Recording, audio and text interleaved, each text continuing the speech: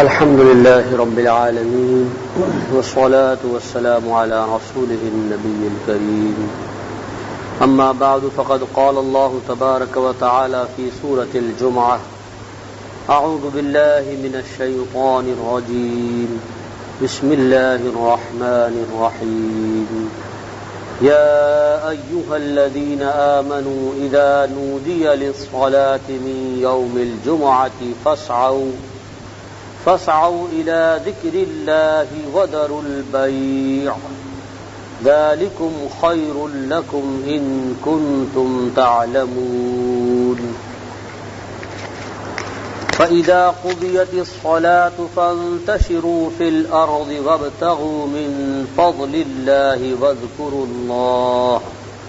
واذكروا الله كثيرا لعلكم تفلحون وَإِذَا رَأَوْا تِجَارَةً أَوْ لَهْوًا انفَضُّوا إِلَيْهَا وَتَرَكُوكَ قَائِمًا قُلْ مَا عِندَ اللَّهِ خَيْرٌ مِّنَ اللَّهْوِ وَمِنَ التِّجَارَةِ وَاللَّهُ خَيْرُ الرَّازِقِينَ صدق اللہ العظیم رب اشرح لي صدري ويسر لي أمري واحلل عقدة من لساني يفقهوا قولي اللهم ألهمنا رشدنا واعذنا من شرور أنفسنا اللهم ربنا أرنا الحق حقا وارزقنا اتباعه وأرنا الباطل باطلا وارزقنا اجتنابه آمین یا رب العالمین۔ حاضرین محترم، گزشتہ جمعے حاضری نہ ہو سکی، ہمارے رشتہ داروں میں سے ایک عزیزہ کا انتقال ہو گیا تو ان کے جنازے میں شرکت کی وجہ سے نہ آ سکا۔ اس سے قبل آپ کی خدمت میں سورہ جمعہ کی ان آیات کا ترجمہ اور مختصر تشریح عرض کی تھی اور تعلق بھی بتلایا تھا کہ یہاں پر یوم جمعہ کا جو ذکر ہے اور اس کے آداب کا بیان ہے تو اس کا تعلق اس سورہ مبارکہ کے ابتدائی حصے سے۔ اس سورہ جمعہ کے آغاز میں اللہ تبارک و تعالی نے نبی کریم صلی اللہ علیہ وسلم کا وہ مبارک طریقہ کار اور اس کی اہم شقیں بیان فرمائیں کہ جن پر عمل پیرا ہو کر اللہ کے نبی صلی اللہ علیہ وسلم نے 23 سالہ جد و جہد کے ذریعے سے عرب میں ایک انقلاب عظیم برپا فرمایا اور شرک کا خاتمہ کر کے توحید کا بول بالا فرمایا اور ایسی ہمگیر تبدیلی برپا فرمائی کہ کوئی بھی شے اپنی جگہ پر قائم نہ رہی، ہر چیز بدل گئی، لوگوں کے سوچنے کا انداز بدل گیا، ان کی دلچسپیاں بدل گئیں، ان کی ترجیحات بدل گئیں، ان کا بود و باش، رہن سہن کا طریقہ سب کچھ تبدیل ہو گیا۔ ایک نیا نظام زندگی اللہ کے نبی نے ان کو عطا فرمایا۔ تو وہ جو عظیم تبدیلی برپا فرمائی اس کی جو اہم 4 شقیں ہیں وہ قرآن نے یہاں بیان فرمائی۔ یتلو علیہم آیاتہ ویزکیہم ویعلمہم الکتاب والحکمہ، کہ یہ نبی 4 کام جو انجام دیتے ہیں یا 4 امور جو انہوں نے لاہ عمل کے طور پہ اختیار فرمایا جس کی وجہ سے یہ تمام تبدیلی رونما ہوئی، ان میں سے پہلا یہ ہے کہ وہ اللہ تبارک و تعالی کی آیات پڑھ کر سناتے ہیں، لوگوں پر اس کی تلاوت فرماتے ہیں، یعنی پیغام خداوندی پہنچاتے ہیں اور ان کا تزکیہ فرماتے ہیں، ان کے قلب اور ذہن کو فاسد خیالات سے پاک فرماتے ہیں، ان کے اعمال اور ان کے کردار کو سنوارتے ہیں۔ وَيُعَلِّمُهُمُ الْكِتَابَ، اور تیسرے نمبر پر انہیں کتاب و شریعت کی تعلیم دیتے ہیں، جائز و ناجائز، حلال و حرام، زندگی گزارنے کا پاکیزہ طریقہ، یہ وَيُعَلِّمُهُمُ الْكِتَابَ۔ اور چوتھے نمبر پر ان میں دانائی اور حکمت پیدا کرنے کے لیے انہیں حکمت کی تعلیم دیتے ہیں تاکہ انہیں اس پورے دین کے اندر جو اس کا اصل جوہر ہے، اس کی اصل روح ہے، اس تک بھی رسائی حاصل ہو۔ احکامات کو بس یہ مارے باندھے پورا نہ کرے بلکہ دلی رضا و رغبت کے ساتھ، پورے انشراح کے ساتھ، انبساط قلب کے ساتھ ادا کرے۔ اس کے لیے ضروری ہے کہ احکام کی علت، غرض و غایت، افادیت، اہمیت ان کو سمجھائی جائے۔ اس کو کہتے ہیں تعلیم حکمت۔ اللہ کے رسول نے یہ بھی فرمایا کہ صرف شریعت کا علم نہیں دیا بلکہ اس کے ساتھ ساتھ اس کی حکمت اور اس کا اجر و ثواب اور اس کے نتائج یہ بھی بیان فرمائے۔ یہ جو 4 کام اللہ کے رسول نے انجام دیے جن کے نتیجے میں بہت بڑی تبدیلی پیدا ہوئی، اس کا بہترین محل، اس کا بہترین فورم کہہ لیجیے وہ ہے خطبہ جمعہ۔ جمعے کے دن تمام مسلمان جمع ہوتے ہیں جمعے کی نماز کی ادائیگی کے لیے، اور خطیب جو ہے وہ اللہ کا ذکر کرتا ہے، قرآن و سنت کی روشنی میں ان کو عملی رہنمائی جو قرآن سے میسر آنی چاہیے وہ بتلاتا ہے۔ یعنی گویا کہ وہی امور یتلو علیہم آیاتہ ویزکیہم ویعلمہم الکتاب والحکمہ، اسی کی یہ سمجھ لیجیے کہ ایک عملی شکل وہ جمعے کے اس اجتماع کے اندر نظر آتی ہے۔ دور نبوی میں، دور صحابہ میں اور قرون اولیٰ کے اندر یہی معاملہ رہا کہ جمعے کی نماز اور جمعے کے خطبے کو خاص اللہ کے ذکر کے لیے مخصوص کیا جاتا تھا۔ یہاں دیکھیں قرآن حکیم نے بھی اس بیان کو یا جمعے کے اس اجتماع کے اندر جو تذکیر ہوتی ہے اس کو ذکر اللہ سے تعبیر کیا ہے۔ فرمایا کہ یا ایھا الذین آمنوا، اے اہل ایمان، اذا نودی للصلاۃ، جب تمہیں پکارا جائے نماز کے لیے، من یوم الجمعۃ، جمعے کے دن، فاسعوا الی ذکر اللہ، تو لپکو اور دوڑو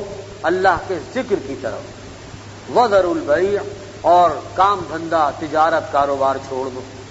ذالکم خیر لکم ان کنتم تعلمون، یہی تمہارے حق میں بہتر ہے اگر تمہیں اس کا علم ہو۔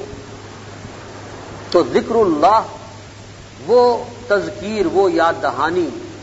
وہ اللہ کا ذکر کہ جو جمعے کے دن قرآن و حدیث کی روشنی میں کیا جاتا ہے، اس کو اتنی اہمیت قرآن نے دی ہے کہ اس کی طرف لپکنے اور اس کو حاصل کرنے کے لیے خاص طور سے امر کا صیغہ استعمال کیا، فاسعوا الی ذکر اللہ، اللہ کے ذکر کی طرف لپکو۔ تو اس لیے یہ بہترین موقع ہوتا ہے کہ انسان صاف ستھرا ہو کے، نہا دھو کے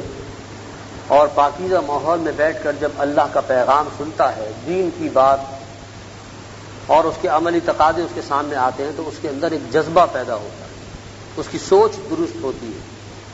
اور دین پر عمل کرنے کے لیے اس کے اندر ہمت اور ارادہ پیدا ہوتا ہے۔ بہت سارے فاسد خیالات کی اصلاح ہوتی ہے جب قرآن کی آیات اس کا ترجمہ احادیث مبارکہ پیش کی جاتی ہیں،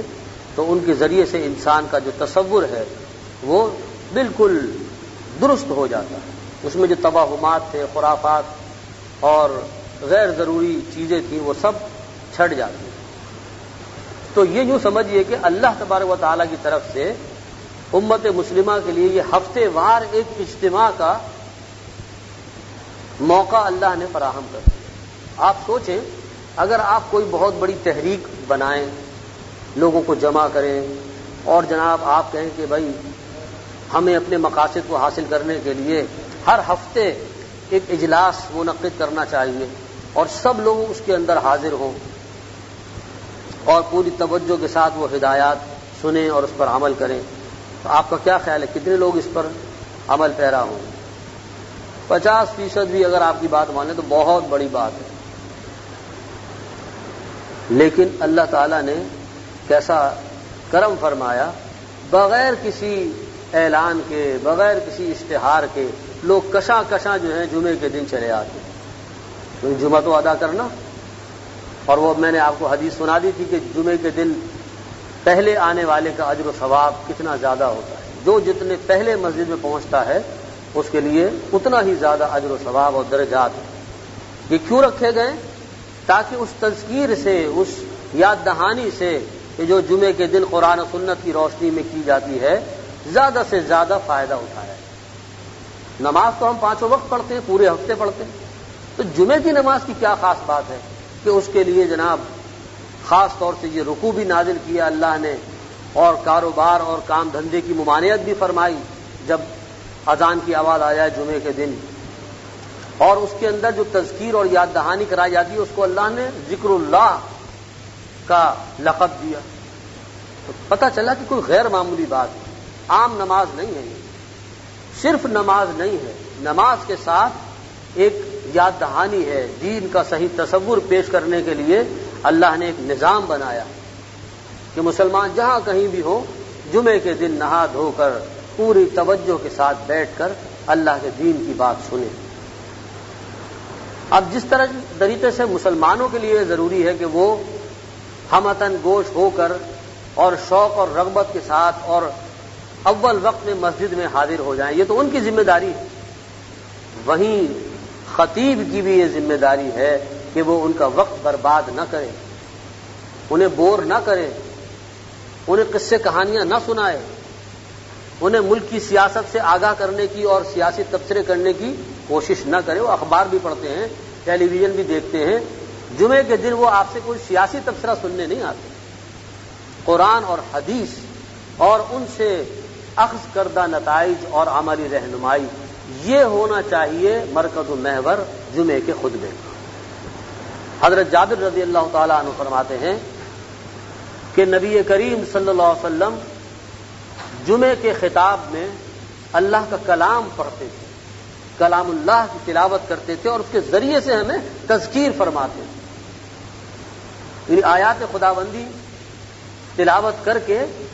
اب چونکہ وہ ان کے اپنی زبان میں اپنے ماحول کے اندر نازل شدہ شے تھی، لہذا وہ تو خالی تلاوت بھی ان کے لیے تذکیر کا اور یاد دہانی کا سبب بن جاتی تھی، انہیں ترجمے کی ضرورت نہیں تھی، انہیں تفصیل میں جانے کی ضرورت نہیں تھی، لیکن اس کے باوجود اللہ کے رسول صلی اللہ علیہ وسلم آیات قرآنی کے ساتھ ساتھ وعظ و نصیحت فرماتے تھے اس سے متعلق۔ یہ ہے مسنون طریقہ خطبہ جمعہ یا اس تذکیر اور یاد دہانی کا کہ جو جمعے کے حوالے سے چاہے نماز سے پہلے ہو، چاہے نماز کے بعد ہو، چاہے اردو میں ہو، خواہ عربی میں ہو، اس سے قطع نظر اصل مقصد کیا ہے کہ جمعے میں جو مسلمان حاضر ہو رہے ہیں وہ جب لوٹیں، اس محفل سے اٹھیں تو ان کے پاس دین کا کوئی پیغام ہو، کرنے کے لیے کچھ کام ہو، قرآن کا جو درس عمل ہے، جو لاہ عمل وہ دیتا ہے، اس کو واضح کیا جائے۔ تو اس ضمن میں اپنا یہ تاثر آپ کے سامنے بیان کر رہا ہوں کہ بہت افسوس کا مقام ہے کہ بیشتر ایسی مساجد ہیں، بیشتر کہ جہاں بیان اور خطبے کا محور و مرکز قرآن اور سنت نہیں ہے۔ میں ایک عالم کے حوالے سے بات کرتا ہوں، ڈاکٹر غلام مرتضیٰ ملک صاحب، ان کی کچھ صحبت ہمیں بھی نصیب ہوئی، ظالموں نے انہیں شہید کر دیا، بڑے قابل آدمی تھے، سعودی عرب میں یونیورسٹی کے اندر پڑھاتے تھے، وہاں کے ٹیلی ویژن پر عربی میں انگریزی میں خطاب فرماتے تھے، بڑے قابل آدمی تھے۔ وہ فرماتے ہیں کہ جب میں پاکستان آیا تو میں نے لاہور میں کم و بیش 50 مساجد میں جمعہ پڑھا، مختلف جگہوں پر، لیکن افسوس کہ ایک آدمی بھی مجھے، ایک امام، ایک خطیب بھی مجھے ڈھنگ کی بات کرنے والا نہ ملا، یہ لوگوں کو قرآن و سنت کا پیغام پہنچائے۔ کہیں فرقے واریت کی بات ہو رہی ہے،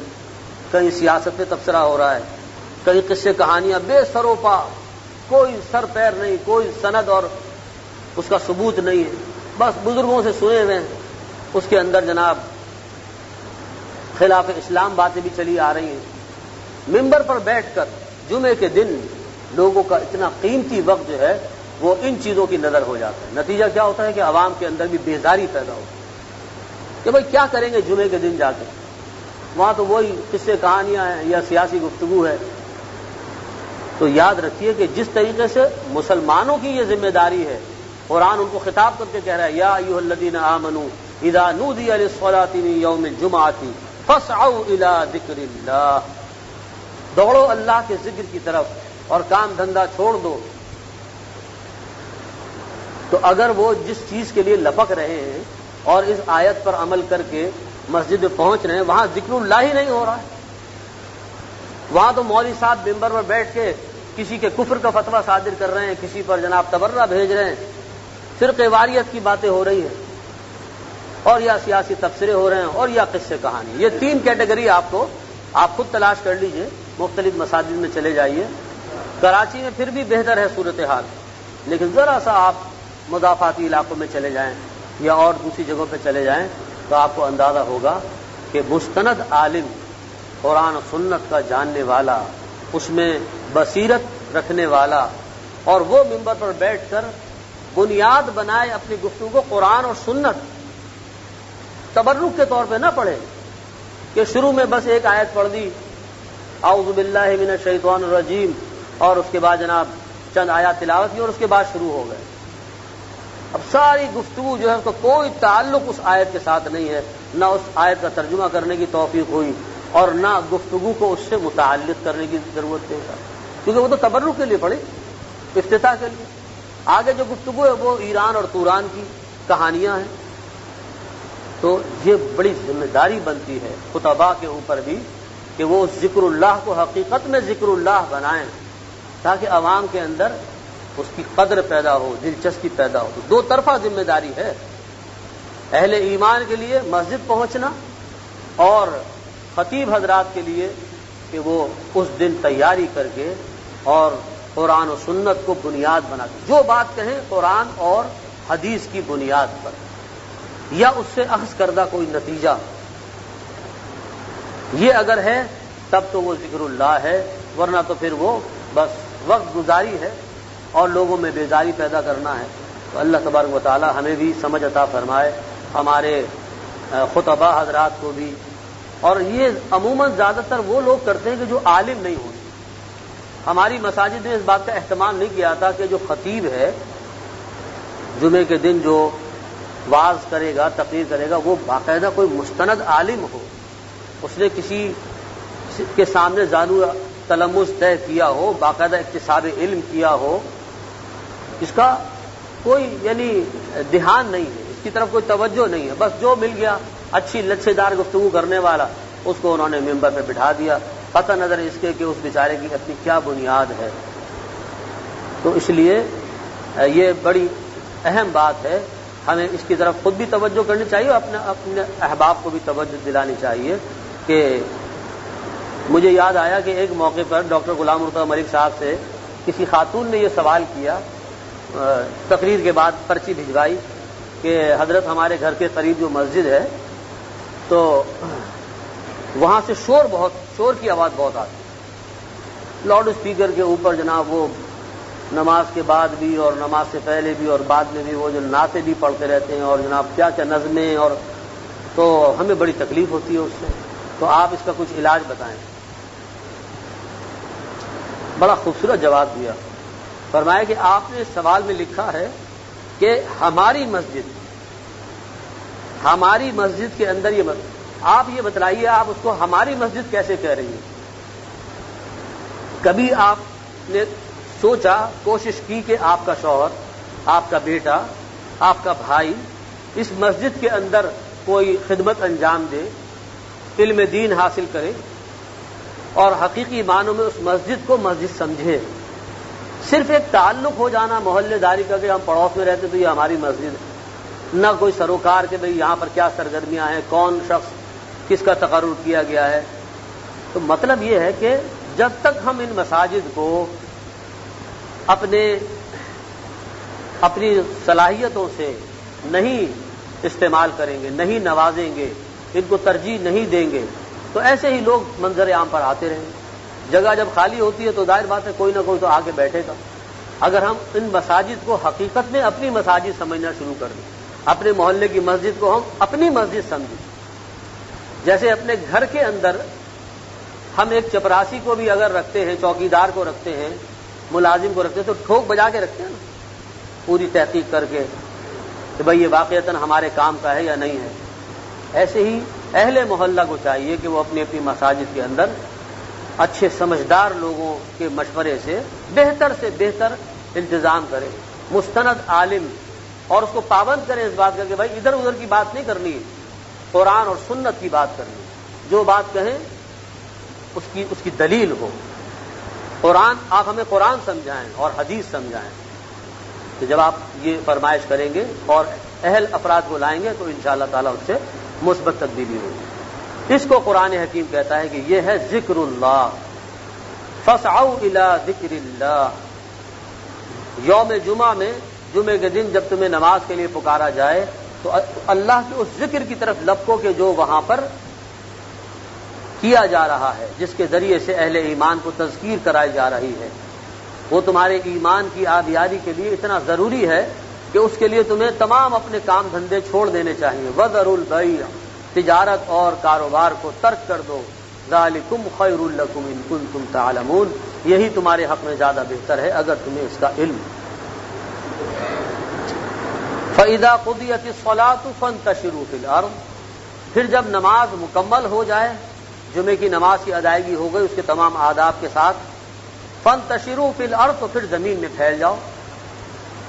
پھر تمہارے لیے لازم نہیں کیا کہ تم مسجد ہی میں بیٹھے رہو، یا نماز سے فارغ ہونے کے بعد تم اپنے گھروں میں جا کر کچھ تسبیحات کا ورد کرو، سارا دن اللہ کی یاد میں گزارو، ایسی کوئی پابندی نہیں ہے۔ فَانتَشِرُوا فِي الْأَرْضِ وَابْتَغُوا مِن فَضْلِ اللَّهِ، تم زمین میں پھیل سکتے ہو، اپنے کام کاج کے لیے آ جا سکتے ہو۔ وَابْتَغُوا مِن فَضْلِ اللَّهِ، اور اللہ کے اس فضل کو تلاش کرو کہ جو اس نے تمہارے لیے رکھا ہے، یعنی تجارت، کاروبار۔ فضل سے یہاں مراد ہے اللہ کا دیا ہوا رزق، وہ وسائل رزق جو اللہ نے انسان کو دیے ہیں، تو ان کی تلاش میں تم نکل سکتے ہو۔ یہ بات کیوں کہی؟ اس لیے کہ نماز سے پہلے اذان سننے کے بعد تجارت کی ممانعت کی گئی تھی، وَذَرُوا الْبَيْعَ کے الفاظ سے ممانعت کر دی گئی تھی کہ تمہیں اب اذان کی آواز جب کان میں آ جائے تو خرید و فروخت اور کاروبار نہیں کرنا ہے۔ تو اس ممانعت کو ختم کیا جا رہا ہے کہ نماز کے اختتام پر اب تمہیں زمین میں چلنے پھرنے کی، مختلف جگہوں پر آنے جانے کی بھی اجازت ہے، اور اس تجارت اور کاروبار کو بھی جاری رکھنے کی اجازت ہے کہ جو تم نے موقوف کیا تھا نماز سے قبل۔ لیکن جمعے کی جو عظمت ہے اس کا دھیان رکھو۔ وَاذْكُرُوا اللَّهَ كَثِيرًا لَعَلَّكُمْ تُفْلِحُونَ، اور اللہ کا کثرت کے ساتھ اس دن کی مناسبت سے کہ یہ سید الایام ہے، جمعے کا مبارک دن ہے، تو اس میں اللہ کو خوب کثرت سے یاد کرو، چلتے پھرتے اللہ کی تسبیح اور اس کی بڑائی۔ لَعَلَّكُمْ تُفْلِحُونَ، تاکہ تم فلاح سے ہمکنار ہو جاؤ، تاکہ تمہیں نجات حاصل ہو سکے۔ جمعے کے دن کے بارے میں، اس کی فضیلت کے بارے میں متعدد احادیث وارد ہوئی ہیں۔ ایک حدیث میں اللہ کے رسول صلی اللہ علیہ وسلم نے فرمایا کہ جمعے کے دن ایک ساعت ایسی مبارک اور مقبول ہوتی ہے کہ اس میں جب بندہ حضوری قلب کے ساتھ، توجہ کے ساتھ دعا کرتا ہے تو وہ دعا رد نہیں کی جاتی، بالیقین قبول ہوتی ہے۔ جمعے کے دن ایک ساعت ایسی ہے۔ یہ آپ کا عام اسلوب تھا کہ آپ مجمل بات فرما کر چھوڑ دیتے تھے، اس کی تفصیل نہیں کرتے تھے، تعین نہیں فرماتے تھے، تاکہ شوق پیدا ہو، رغبت پیدا ہو، زیادہ سے زیادہ اس کو حاصل کرنے کا انسان کے اندر مادہ پیدا ہو۔ جیسے شب قدر کے بارے میں آتا ہے کہ آپ نے فرمایا کہ رمضان مبارک کے آخری عشرے کی طاق راتوں میں اسے تلاش کرو، تعین نہیں فرمایا۔ اگرچہ کچھ قرائن سے، کچھ اشارات سے لوگوں نے سمجھ لیا کہ وہ 27 کی شب ہوتی ہے بالعموم، لیکن کوئی حتمی بات تو نہیں۔ اللہ کے رسول نے تو 27 کی شب کے لیے تخصیص نہیں فرمائی، یہی فرمایا کہ رمضان المبارک کی آخری عشرے کی طاق راتوں میں تلاش کرو۔ تو ہمارے دین کا مزاج کچھ ایسا ہی ہے۔ اللہ تبارک و تعالیٰ نے تعینات سے اجتناب فرمایا ہے، بلکہ کھلا رکھا ہے معاملہ کہ انسان زیادہ سے زیادہ محنت کرے اور اپنے اپنے درجے کے مطابق جو ہے وہ اللہ کا قرب حاصل کرے۔ ایسے ہی آپ صلی اللہ علیہ وسلم نے فرمایا کہ جمعے کے دن ایک ساعت ایسی مبارک ہوتی ہے کہ جس میں دعائیں قبول ہوتی ہیں۔ اب وہ کون سی مبارک ساعت ہے؟ علماء کرام نے اس میں تحقیق کی، مختلف احادیث اور اقوال صحابہ کرام کے جمع کیے تو اس کے کچھ نتائج سامنے آئے۔ تعین تو پھر بھی نہ ہو سکا، اس لیے کہ اللہ کے رسول نے تعین نہیں کیا تو اب کون جرأت کر سکتا ہے، لیکن قیاسات اور اندازے لگائے گئے کہ شاید یہ ساعت ہو اور شاید یہ ساعت ہو۔ تو ایک رائے یہ ہے کہ امام جب خطبہ دے رہا ہوتا ہے، خطبہ مسنونہ، تو دو خطبوں کے درمیان میں جو وہ وقفہ کرتا ہے، ممبر پر بیٹھتا ہے، تو یہ جو ساعت ہوتی ہے مقبول ترین ساعت ہوتی ہے، دعا کی قبولیت کی بہترین وقت ہے۔ تو اس میں دعا کریں، لیکن اس کا ادب یہ ہے کہ دل ہی دل میں دعا کریں، زبان کو حرکت نہ دیں، اس لیے کہ دوران خطبہ کچھ بولنا پڑھنا وہ ممنوع ہے، دل ہی دل میں دعا کرنے، اللہ تو دلوں کا حال بھی جانتا ہے۔ تو ایک رائے تو یہ ہے، یہ زیادہ قوی رائے ہے، جمعے کے دن خطبہ مسنونہ کے درمیان میں، دو خطبوں کے درمیان میں جو وقفہ ہوتا ہے وہ ہے مقبول ساعت۔ دوسری رائے یہ ہے کہ عصر سے لے کے مغرب تک کا جو وقت ہے جمعے کے دن، یہ انتہائی مقبول وقت، یوں سمجھیے کہ جمعہ اپنے اختتام پر پہنچ رہا ہے، کلائمیکس پر پہنچ رہا ہے، تو یہ عصر سے لے کے مغرب تک کا وقت جو ہے اگر انسان معمول بنا لے گھر میں یا مسجد میں کہ اس کو تلاوت اور اذکار کے اندر مخصوص کرے، ہفتے میں 1 گھنٹے کی بات ہے، عصر سے مغرب کوئی بہت لمبا چوڑا ٹائم نہیں ہوتا، تو اگر آپ کے اوقات اجازت دیں، فرصت ہو تو مسجد ہی میں اعتکاف کی نیت سے داخل ہو جائیں عصر سے پہلے اور مغرب کی نماز پڑھ کے نکلیں، تو یہ عصر سے مغرب کا وقت آپ کا جو ہے وہ اعتکاف میں بھی مسجد کے اندر اور اس مقبول ساعت کو پانے کے لیے بہت مفید ثابت ہو سکتا ہے۔ جن کے لیے یہ ممکن نہیں ہے وہ گھروں میں اہتمام کر لیں تاکہ گھر میں بھی اللہ کی یاد اور اس کا ذکر تازہ ہو جائے، تلاوت کریں، بچوں کو بھی لے کر بیٹھیں، پتہ چلے کہ مطلب یہ مسلمانوں کے لیے کوئی اہمیت والا دن ہے، غیر معمولی اہمیت ہے، سید الایام ہے، یوم عید ہے ہر ہفتے جو اللہ نے مسلمانوں کو عطا فرمائی، تو اس اعتبار سے جمعے کے دن کی ہمیں قدر کرنی چاہیے۔ اور ایک تیسرا عمل جو اس جمعے سے متعلق بتلایا گیا ہے، بہت بابرکت مسنون عمل، اللہ کے نبی نے اس کی تاکید فرمائی ہے، وہ یہ ہے کہ جمعے کے دن سورہ کہف کی تلاوت کی جائے۔ سورہ کہف جو بالکل بیچوں بیچ قرآن حکیم کے عین وسط میں نازل ہوئی ہے، سورہ کہف کی تلاوت اگر جمعے کے دن معمول بنا لیا جائے، جمعے سے پہلے یا جمعے کے بعد، عصر سے مغرب کا وقت اس کے لیے موزوں ترین وقت ہے، ورنہ جمعے سے پہلے اگر آپ مسجد پہنچ گئے تو اس وقت تلاوت کرنے، تو سورہ کہف کی تلاوت کے فضائل میں اللہ کے نبی صلی اللہ علیہ وسلم نے فرمایا جو شخص اس سورہ مبارکہ کی تلاوت کرتا ہے جمعے کے دن پابندی کے ساتھ تو وہ ایک بہت بڑے فتنے سے محفوظ رہے گا، یعنی فتنہ دجال۔ اور وہ کتنا بڑا فتنہ ہوگا اس کی خبر دی اللہ کے رسول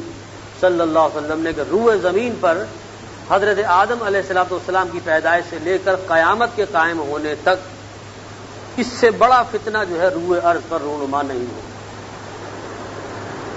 اور خود آپ صلی اللہ علیہ وسلم اس کے شر سے پناہ مانگتے، اللہم انی اعوذ بک من فتنۃ المسیح الدجال۔ یہ مبارک کلمات آپ کی دعاؤں میں ہمیں ملتے ہیں کہ اللہ میں آپ کی پناہ چاہتا ہوں اس شیطان یہ دجال کے فتنے سے، تو وہ بڑا شدید فتنہ ہوگا۔ تو جو شخص سورہ کہف کی تلاوت کرتا ہے، اس کے معانی پر غور کرتا ہے، سمجھ کر بھی پڑھتا ہے اور اس کی تلاوت کو معمول بناتا ہے، تو وہ بشارت نبی کے مطابق انشاءاللہ اس فتنے سے محفوظ رہے گا کہ جو بہت سے لوگوں کے ایمان کو غارت کر دے۔ ایسا شدید فتنہ ہوگا، بہت سے لوگ جو ہیں اس کی لپیٹ میں آ کر ایمان سے ہاتھ دھو بیٹھیں گے۔ اللہ تعالی ہماری حفاظت فرمائے۔ کیا کیا فتنے جو ابھی رونما ہونے ہیں، قرب قیامت کی جو علامات بتلائی گئی ہیں ان میں خروج دجال کا فتنہ بھی بڑا اہم ہے، جو آئے گا تو پوری دنیا کے اندر جو ہے پھیل جائے گا اور لوگوں کے ایمان کا بڑا کڑا امتحان ہے۔ تو اس لحاظ سے اس کا جو دفاع ہے، اس کا جو بچاؤ ہے، ہمیں اس پر توجہ دینی چاہیے، اور وہ اللہ کے نبی صلی اللہ علیہ وسلم نے بتلا دیا کہ جمعے کے دن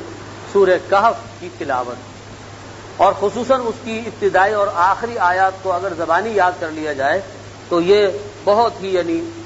بابرکت اور فتنہ دجال سے بچاؤ کا بہت بڑا ذریعہ ہے۔ تو یہ جمعے کے معمولات ہیں کہ جو ہمیں اختیار کرنے چاہیے۔ بہت بڑے عالم مولانا ابو الحسن علی ندوی رحمۃ اللہ علیہ، جن کو دنیا اسلام علی میاں کے نام سے جانتی ہے، ابھی حال ہی میں انتقال ہوا ہے، یہ وہ واحد عجمی شخص ہے کہ جس کی عربیت پر عرب دنیا ناز کرتی ہے۔ عجمی، لکھنؤ کا رہنے والا، لیکن عرب لوگ اس کی عربیت اور عربی دانی پر رشک کرتے ہیں اور اس کو جناب اسلامی کانفرنسوں میں اپنا سفیر بنا کے بھیجتے ہیں۔ وہ فرماتے ہیں کہ میری والدہ نے مجھے بچپن سے یہ سورہ کہف کی تلاوت کی عادت ڈالی، اور میں معمول کے مطابق جو ہے وہ ہمیشہ جمعے کے دن سورہ کہف کی تلاوت کرتا تھا۔ تو جب میں بڑا ہوا اور اللہ نے مجھے علم اور فضل سے نوازا تو میرے ذہن میں یہ سوال پیدا ہوا، یہ تجسس پیدا ہوا کہ یہ جو جمعے کے دن سورہ کہف کا پڑھا جانا ہے اور اس کی یہ فضیلت اللہ کے نبی صلی اللہ علیہ وسلم نے بیان فرمائی کہ یہ فتنہ دجال سے بچاؤ کا مؤثر ذریعہ ہے، تو میرے ذہن میں سوال پیدا ہوا کہ اس کا کیا تعلق ہے، فتنہ دجال کے ساتھ اس کا کیا تعلق ہے۔ تو اس تجسس اور اس سوال نے ان کی رہنمائی کی، اور بڑے گہرے غور و خوض کے بعد انہوں نے ایک کتاب لکھی۔ اس کتاب کا نام ہے معرکہ ایمان و مادیت، معرکہ ایمان و مادیت، عربی زبان میں لکھی تھی یہ کتاب، پھر اردو میں خود ہی ترجمہ کیا۔ یہ پوری کی پوری کتاب جو ہے سورہ کہف کی تفہیم اور تفسیر پر مشتمل ہے۔ دور جدید میں اس فتنہ دجال کے کیا اجزاء ہیں، وہ فتنہ کہاں سے رونما ہوگا، کیا اس کی علامات ہوں گی، اور کیسے یہ سورہ مبارکہ جو ہے اس کا توڑ پیش کرتی ہے۔ یہ ہے کام کہ جو عالم کے کرنے کا کام، ایک محقق کے کرنے کا کام، اور الحمدللہ کہ اس کا انہوں نے حق ادا کیا۔ آپ کے شہر میں آپ کی اپنی زبان میں یہ کتاب چھپی ہوئی ملتی ہے، اس کتاب کو حاصل کر لیں، اس سے آپ کو قرآن حکیم سے قریب آنے کا موقع ملے۔ جب آپ اس کو پڑھیں گے تو آپ کو اندازہ ہوگا کہ قرآن حکیم میں کیا کیا خزانے، اس کی صورتوں کی کیا زبردست جو ہے اس کے اندر اللہ تعالیٰ نے رکھی ہیں باتیں، اور خاص طور سے سورہ کہف کا جو تعلق ہے فتنہ دجال کے ساتھ، وہ حضرت نے اس کے اندر کمال کے ساتھ واضح کیا ہے۔ تو یہ کتاب حاصل کر لیں، معرکہ ایمان و مادیت، اور اس کو پڑھیں، سورہ کہف کو پڑھیں، اس کا ترجمہ پڑھیں اور وہ کتاب پڑھیں، تو انشاءاللہ تعالی